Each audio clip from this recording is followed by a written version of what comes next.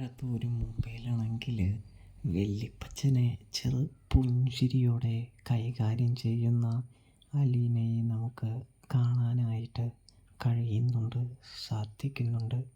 അലീന വല്യപ്പച്ചൻ്റെ അടുത്ത് ചോദിക്കുകയാണ്, വല്യപ്പച്ചൻ എന്നെ ഓടിച്ചു വിടാനായിട്ട് വന്നതാണല്ലേ എന്ന് ചോദിക്കുകയാണ് കേട്ടോ.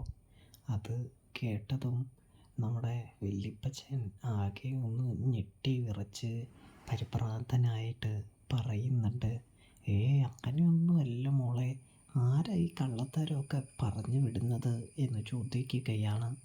എനിക്കെല്ലാം മനസ്സിലാകുന്നുണ്ട് വല്യപ്പച്ച എന്ന് ചെറു പുഞ്ചിരിയോടെ വല്യപ്പച്ചനോട് പറയുന്ന അലീന.